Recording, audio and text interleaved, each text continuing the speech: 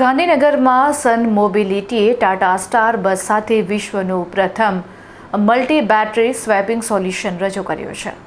Electric વાહનો માટે energy infrastructure પૂરું પાડતી અગ્રણી કંપની સન મોબિલિટીએ ગાંધીનગર ખાતે યોજાયેલા પ્રવાસ 5.0 પ્રદર્શનમાં એક મોટી સિદ્ધિ હાંસલ કરી છે. કંપનીએ તેના હેવી ઇલેક્ટ્રિક વ્હીકલ્સ બિઝનેસ અંતર્ગત ટાટા સ્ટાર બસ 12M EV પ્લેટફોર્મ સાથે વિશ્વનું સૌપ્રથમ મોડ્યુલર મલ્ટી બેટરી સ્વેપેબલ સોલ્યુશન પ્રદર્શિત કર્યું છે. આ અદભુત ટેકનોલોજીનું ઉદઘાટન ભારત સરકારના ભારે ઉદ્યોગ મંત્રાલયના ડાયરેક્ટર અમરેન્દ્ર સિંહ કિશોર અને ટાટા મોટર્સ તથા સન મોબિલિટીના ઉચ્ચ અધિકારીઓની ઉપસ્થિતિમાં કરવામાં આવ્યું હતું.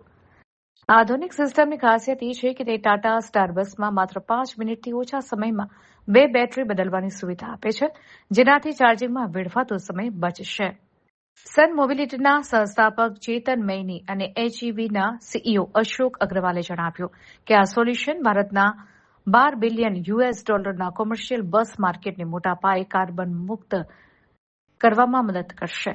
કંપનીની battery as a service model હેઠળ ઓપરેટરોએ મોંઘી બેટરી ખરીદવી નહીં પડે, માત્ર વપરાશ મુજબ જ નાણાં ચૂકવવાના રહેશે, જેથી ઇલેક્ટ્રિક બસ ખરીદવાનો પ્રારંભિક ખર્ચ ઘણો ઘટી જશે.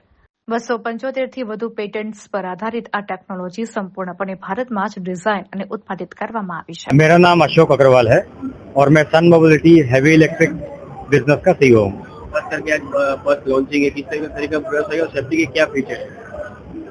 ये जो बैटरीज हैं ये पूरी जो इंडिया का भारतवर्ष का रेगुलेशन है उसको बोलते हैं AIS 038.